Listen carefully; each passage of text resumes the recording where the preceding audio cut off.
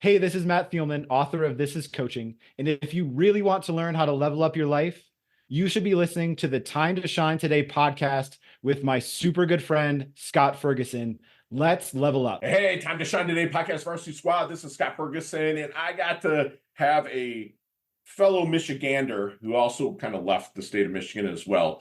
That is just he out there really helping coaches level up, and also he has his own stable of clients as well that he's helped them realize their ultimate human potential. My good friend Matt Thieleman, he is out there in the trenches with us coaches, really helping. And he's also authored a book that if you're a coach, consultant, or therapist, you really want to listen to this, because I do have a free book giveaway. But his book has really kind of brought me back to the basics in my coaching as well. And it'll also fire up ideas in your mind if you are a coach, consultant, or therapist to really help your clients. So if anybody out there that really needs to be leveled up, make sure you share this episode with them or smash the like button or the subscribe button, because my sponsors and affiliates really like that as well. So without further ado, here comes my really good friend, Matt Thieleman from Golden Bristle. Let's level up.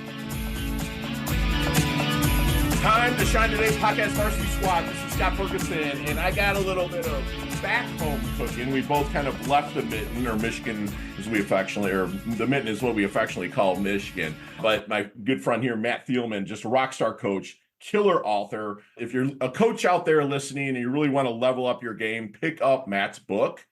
Which will also have a 2-book giveaway on Time to Shine Today's Dime at the end of this podcast. So make sure that you're listening. But Matt is a transformational coach, visionary speaker, advisor, and author. Matt works with leaders and change makers to help them live into their purpose fully and bring their masterpiece to the world. He educates and trains coaches to be world-class in their field and help their clients reach their full potential. You can learn more about him at goldenbristle.com. Don't go there yet, because he's going to drop some serious knowledge nuggets. But also, with what I mentioned with the book giveaway, he is the author of This is Coaching, How to Transform a Client's Performance, Life, and Business as a Master Coach and Warrior of Love. And me, 11, almost 12-year veteran of coaching. And if you're a follower, I get to coach some really awesome people. But the one thing that stood out that I actually read, I believe is on page 48, is your job is to love them and to challenge them, to remember who they really are without attaching yourself. And that is the motto for every coach that's out there. And that's what I try to bring to the table. But I got to tell you, I was feeling myself a little bit through the years and really lost touch with that. Once I re-implemented that,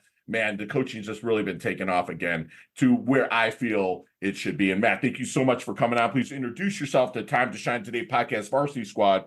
But first, what's your favorite color and why? It's like a bright orange. It's Okay. like sort of like your background, that color orange. It's my bedspread. It reminds me just to like bring life to life. And orange is actually technically fun.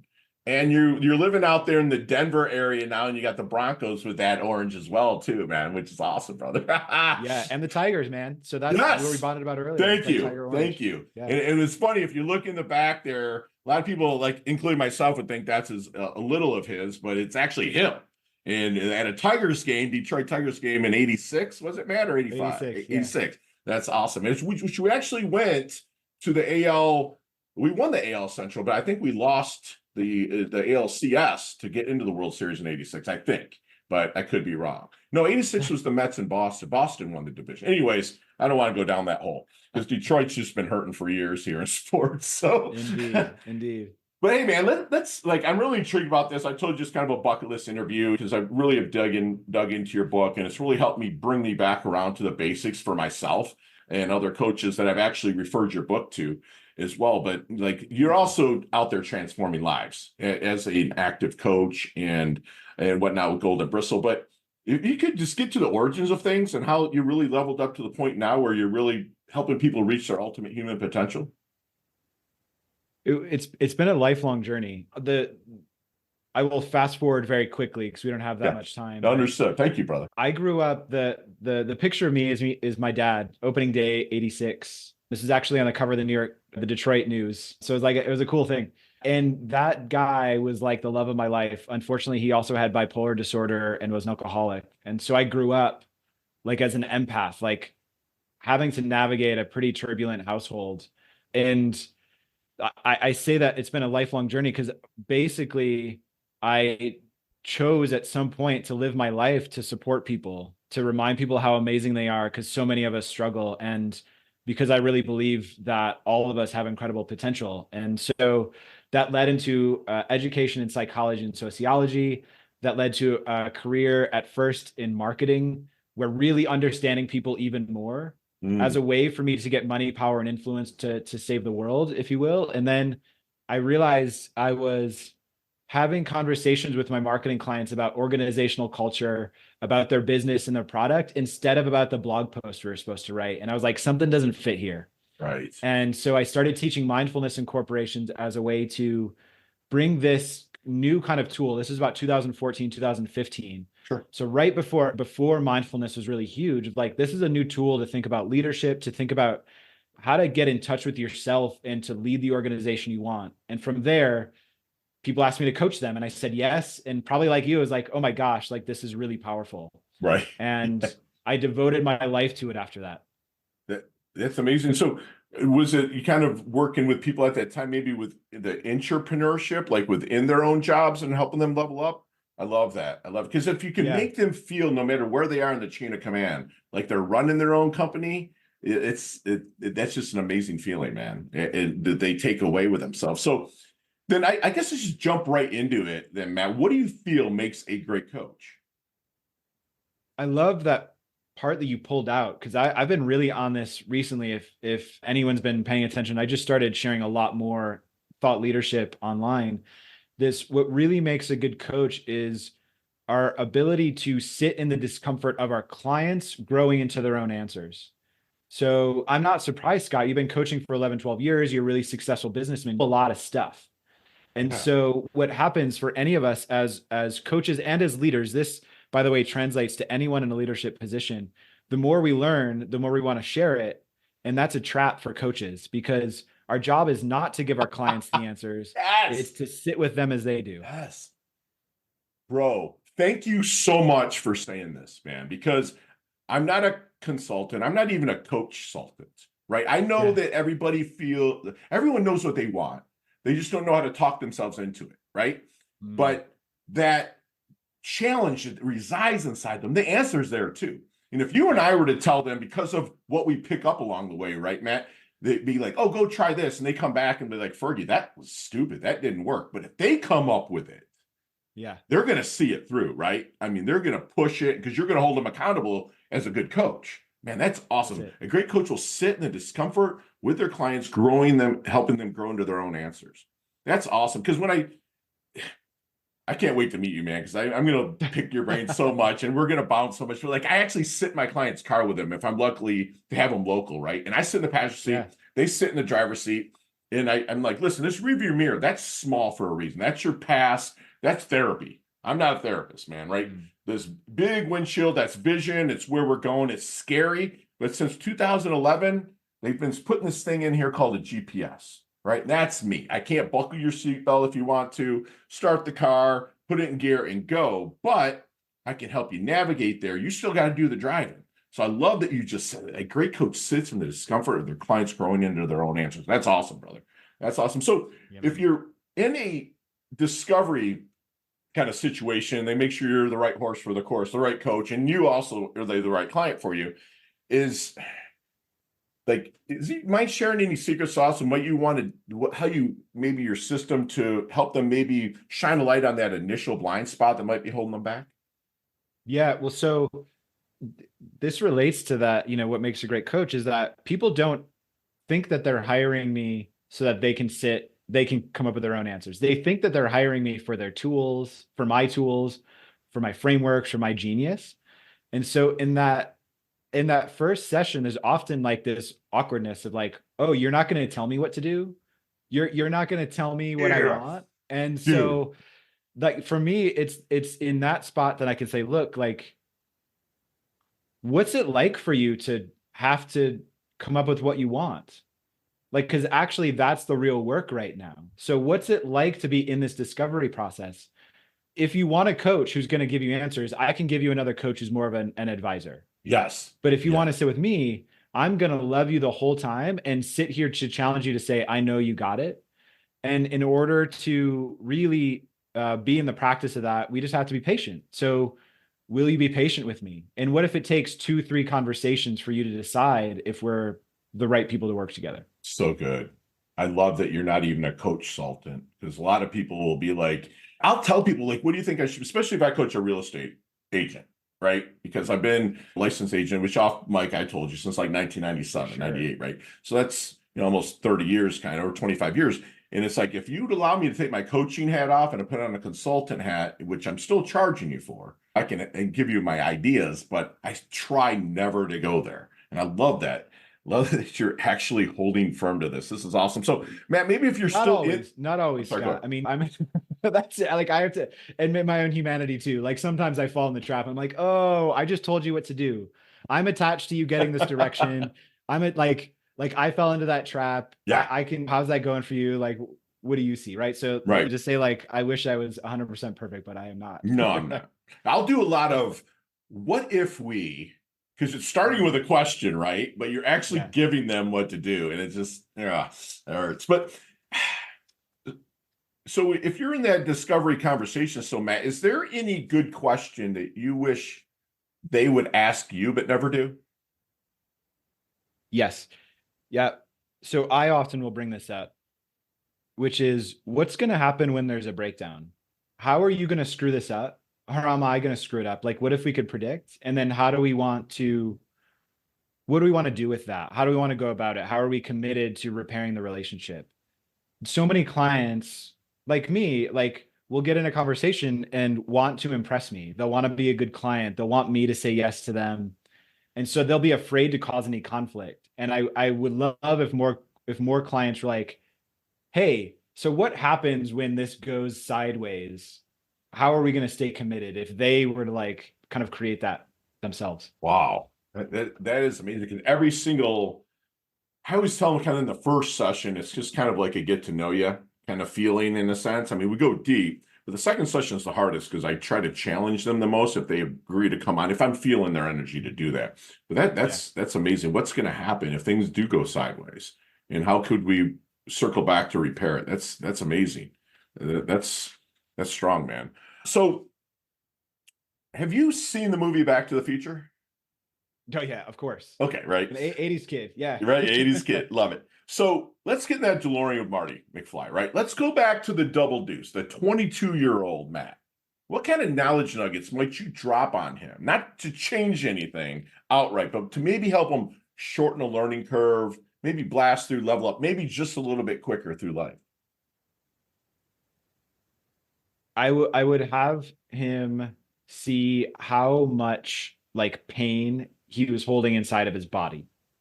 And to help him see at that point, it didn't have to feel like that. I used to wake up, I was a college athlete, played baseball for fun through age 28. I'll probably get back to him, but for a while. And I used to wake up thinking that every day was pain.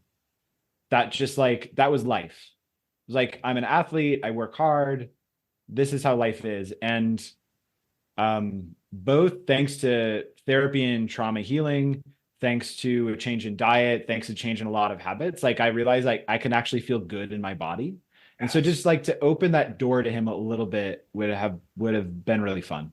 Oh my gosh, that's amazing. Not change anything. You just like let this good stuff in. If you don't know how, get your ass in gear. And like there's people out there that can help you, right? Right. That's awesome. So how do you want then, Matt, your dash remembered? That little line in between your incarnation date and your expiration date, life date and death date. Hopefully it's way down the road. But how do you Yeah. want your dash remembered? There's a saying that die empty. And that's one of my intentions is and similar to like when I think about 22-year-old me, I was a social media manager for Michigan's business school at that point. Wow. Okay. And had these skills, but then I doubted myself. I wasn't sharing myself. If I had started a personal brand at 22, I would have a very different life, I think. Sure. And so there was so much that I kept bottled up that was like, I see this in the world and I'm just yelling at my friends about this instead of actually sharing it more. And so by the time I die, I would love for people to see this and say, Matt gave so much of him by the time he was gone. And for me to be able to rest and say, I did my best. Right. And Yeah. that is simply sharing my brilliance, my wisdom, my heart, my soul, being Sure. open-hearted as much as I can, and trying. I say that my purpose here is to remind us all that we're God. So Yes. to do that on a daily basis, to see that the best way I can. Unpack that a little bit so people understand what you meant Yeah, about being yeah. So God, please. especially in the U.S., we have a very Christian idea of God. What I mean is simply like if there were, it's like the Force. If you're a Star Wars fan, Right? that thing Yes. that binds us, that Right. connects us all, is a reminder of that we're all connected to it, and in fact, there's no way to get outside of it. Right. The bigger and smaller we go, the more we see like it's all just weird little bits of energy. And so the power in that for me is to remind me that like I'm never alone, I'm never separate, and I have the the power in me that created an entire universe inside of me if I want to tap into it. Yes. Yeah, exactly. It's like I love that you took away the religious connotation because I'll even Yeah. say to people that they're sinning. And when I have to say it, I don't mean it for religious connotation. Yeah. Sin is from the Greek word "sinny," which means missing the mark, right? So it's like Mm. you don't want to wake up when we agree to, okay, you're going to do the cold plunge, you're going to do this, you're sinning, bro. So, but if you set that in their mind, they're like, wait a minute, I can't sin. You know what I'm saying? So I love it. I Yeah. love it, man. So what do you think people misunderstand the most about you? People can miss my heart when I get sharp, it's on either side. So for example, my 17-year-old niece just was living with my wife and I for a couple of months. She's taking a gap year. And what I know is that sometimes I can be like Uncle Matt, who's hard to please, has high standards, is rigid, high integrity. And so people can miss the love that's underneath that, which is I have this standard for me in you because I see your best, because I see that you have infinite potential. And I know that that's available. And I love you so much that I'm going to ask you to live this way. Sure. That can often be missed. Dude, that's super transparent. Thank you for sharing that, man. Yeah. That is amazing because it's just I want so bad for people to want to really level up to their ultimate human potential, right? And it's just like you just want to, oh. And so they'll like see me and I'll look at them and they'll, are you disappointing me? Absolutely not. I just know what you're capable of, and I really want you to get there. That's amazing. So if people really knew Matt Thieleman, what would they know? So if someone really knew me, they would know what? Yeah. Well, they would, I saw a lot of the stuff that I've shared. They would know that I'm a little human who is also God, that I hurt Yes. a lot, that I feel a lot, and that everything that I do is in service of something bigger, something more for them. Yes. Yeah. Yeah. I do also a really good job of covering up how hard life can be for me. I I was make a just, lot of things look easy. I was going to ask you though, how are you with reciprocation, being reciprocated to? Yeah, I've been learning that the last handful of years in my life, how to Okay. receive from others. Yeah, man. Good Yeah. spot. It's hard, bro. It's hard when you're a server. Like I served again, I did hard target situations in Iraq, Afghanistan, Somalia. It's like I serve, right? It was so hard for me. And finally, a coach was like, listen, he coached me outside, and it was like, oh, just a one-off, someone I really wanted to talk to. He's like, see that sea grape, which is a plant on the ocean, right? And he's like, see that sea grape. He goes, we breathe in what? I'm like, oxygen. What do we breathe out? Carbon dioxide. What does a sea grape breathe in? Carbon dioxide breathes out oxygen. He goes, that sea grape have a choice? That's what he said to me, and it just clicked. He goes, it doesn't have a choice. It just does it. So then I started really opening up. I'm still getting a little, hey, you want to give that Yeah. to me kind of thing, right? Like you Yeah. feel like an imposter, like, do you deserve it? But then, yeah, I really leaned into that. I love that you deal with that too. So anything keep you up at night?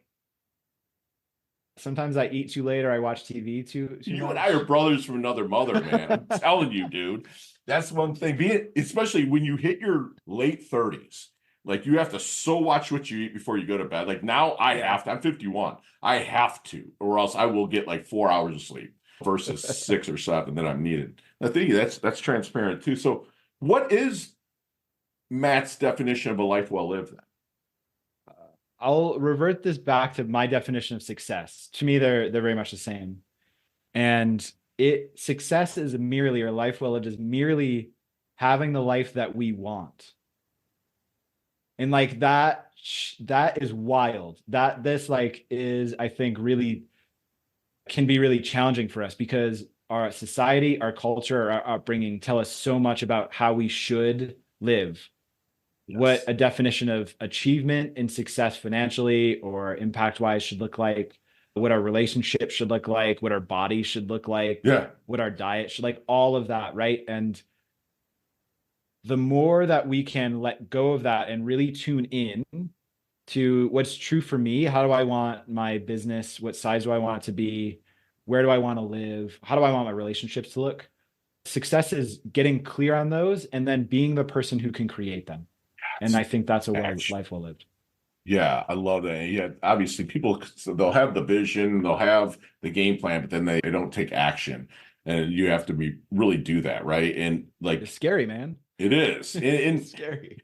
Like my whole thing is like, after you serve the government for so long, the last thing you want to do is punch a clock, right? It's like be told what to do by someone else, right? And nothing wrong with the government, because you have to have that because we're protecting the greatest nation on earth. But it's like, I want to live a life of options and not obligations. Does that make sense? It's like, dude, that's my definition of success, where I do, like what you said, what I want, right? In the service. Steve Farber wrote Radical Leap, great book. And he says, I do what I love in the service of people that love what I do, right? So you do what you love. You love authoring, you love coaching in the service of people that know you love coaching and know you love authoring. That's awesome, man. I'm serious. We're like attached. This is awesome, man. Fantastic. Time to Shine Today podcast Varsity Squad. We are back. And Matt, when we meet up in Colorado, if you ever make it down to Palm Beach, we'll probably talk about some of these questions, 15, 20 minutes, an hour over a brain grenade or a kava or something, right? But today, you got 5 seconds with no explanations. You ready to level up? And they can all be answered that way, brother. I promise you. Let's do it. Let's do it. Put on that K College chat, you smarty. We were talking off mic about that. I love it. All right, Matt. What is the best leveling up advice you've ever received? Ooh, advice. I'm failing on this one. In high school, my teacher said, when I was upset about a thing, in 30 years, how important will this be for your life? Yes, 100%, man. Love it. Share one of your personal habits that contributes to your success. We talk about sleep. I go to sleep 9 hours. I'm in bed 9 hours a day. Beautiful. That's a superpower, actually, to be able to do that. That's fantastic. So you see me kind of walking down the street, or maybe at an event, or maybe we were just meeting, like, man, Fergie looks like he's in his doldrums a little bit. Other than your book, what book might you hand me that really kind of turns your mindset inside out in moving forward? 2 books. One is a kid's book called The Monster at the End of This Book. It's the book I give for all my friends' kids. It's a coaching book in 20 pages. And second, When Things Fall Apart by Pema Chodron. It's a Buddhist book and my most heavily gifted book. Yes. I've not dug into it. It's literally on my bookshelf, but I have not read it yet. But now that you said that, it'll be my next one. That's awesome. So, Matt, what's the most commonly used emoji, if any, when you text? Heart. Love it. No nicknames growing up? I have big ears, so I will call Elf Boy and Flops. I love it, dude. I love it. So do you have a hidden talent or superpower that nobody really knows about until now? My wife would say I'm a really good cook. Okay, very cool, man. Awesome. Chess, checkers, or Monopoly? Oh, Monopoly. Monopoly. Headline for your life? You are God. Yes. Any superstitions you lean into at all? I can only set my alarms to numbers that add to 12. Hey, that's fine. That's fine. Thank you for being transparent with that. That's awesome. Go-to ice cream flavor? Fish food by Ben & Jerry's is by far the best. Love it. There's a sandwich called the Matty Flops. Build that sandwich for me. What's on it? Oh, it's got to have bacon. Man candy. My dude. Love you. Yeah, dude. Probably like roasted turkey bacon club with some delicious like garlic aioli mayo thing. Awesome. Super savory. Sounds legit. Absolutely. Favorite charity and or organization you like to give your time and or money to?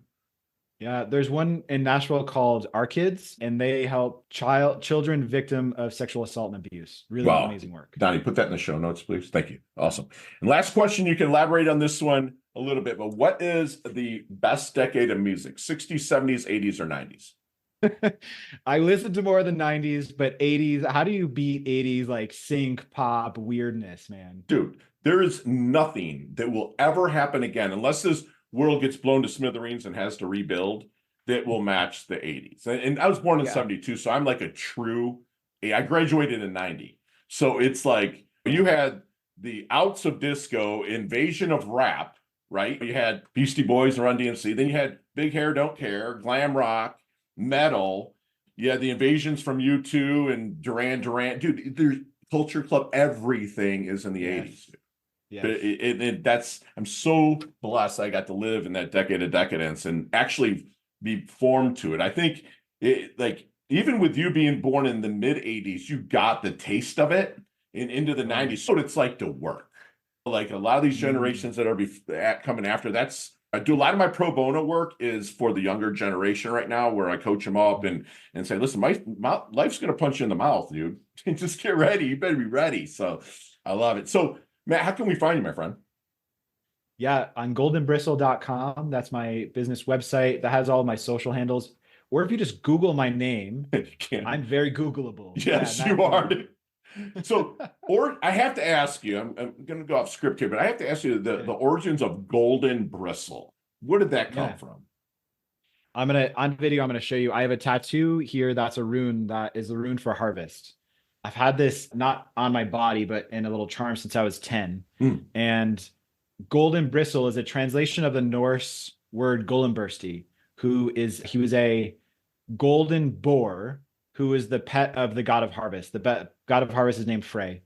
And Golembursti, wherever he walked, the sun shone and flowers bloomed. He literally created abundance wherever he went. Plus, he was like a badass warrior hog. Right. So he had love and warrior at the same time. It was, really impactful for me.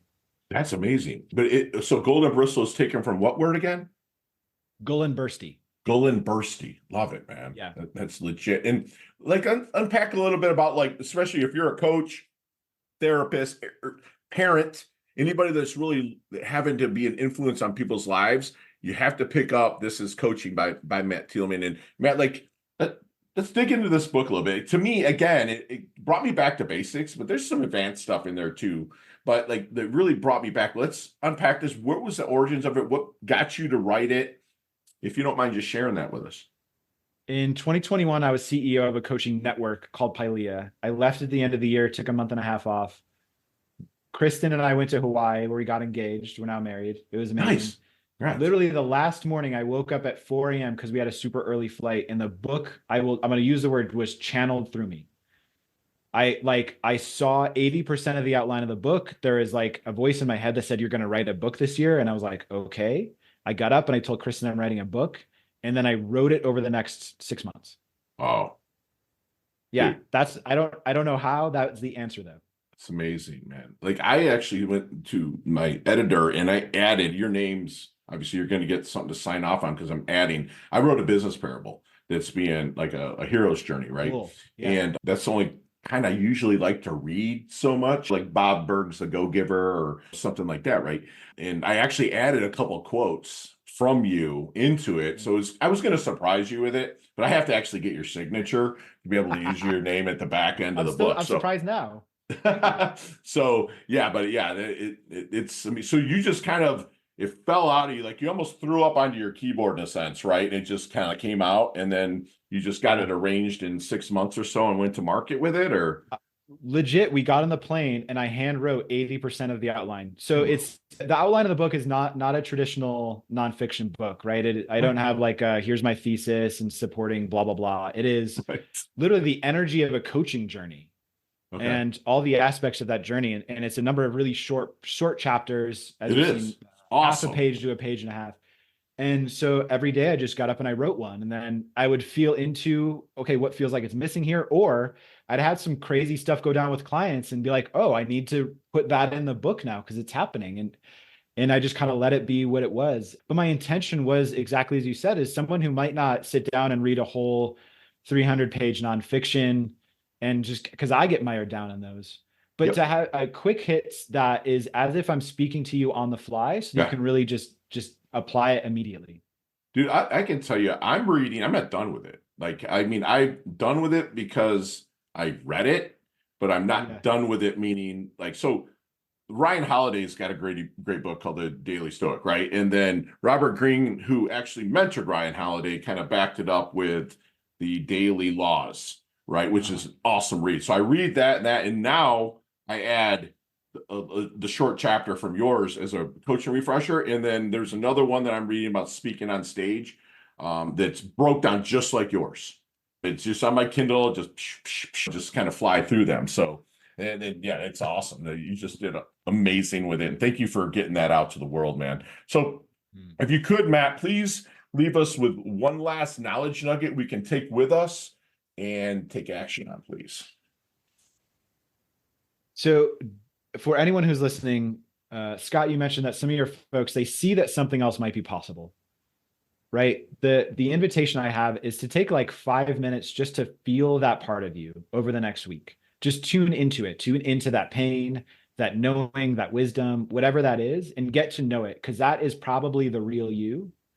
And the more you can pay attention to it, the more it's going to speak, and the more you'll move towards the life that you want, I think. Dude, that's so true, because intuition generally is never wrong. It just is that it's going to work for you. But people, again, that's like Mike Malatesta said it to me. I said it earlier. As a coach I immensely respect, and he's like, listen, everyone knows what they want. We just don't know how to talk ourselves into it. So it's sitting in there, right? It is just sitting in there. And squad, I just had, again, kind of a bucket list situation here.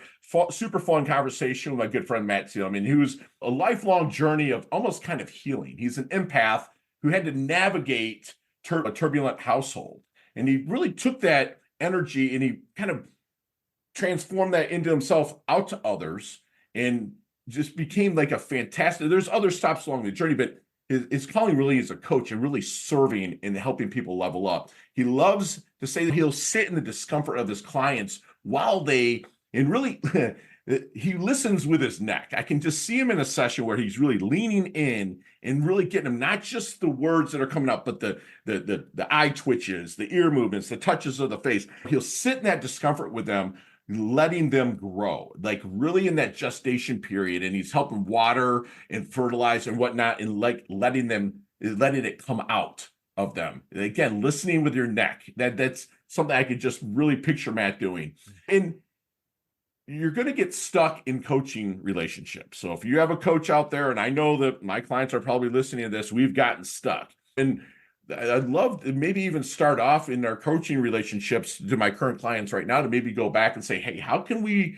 really set up a protocol to know which way we're going to go when we get stuck, when we might get, I'm saying this quotes, mad at each other, or just the energy's not there. Matt really brought that up as something we could front load and really get out there.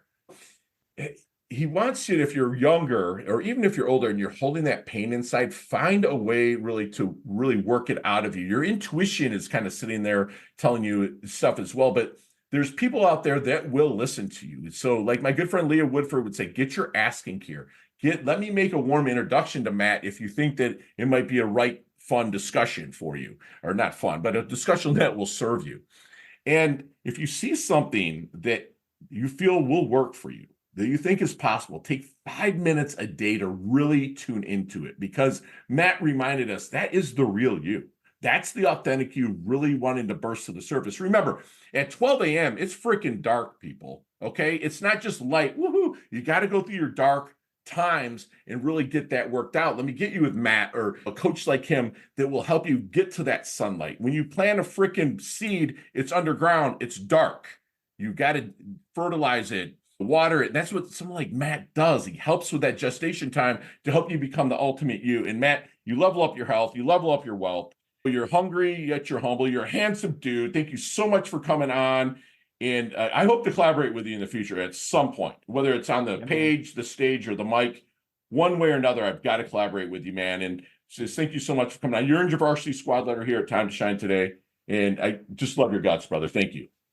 I love it. Thank you, Scott. I'm so excited to meet in real life too.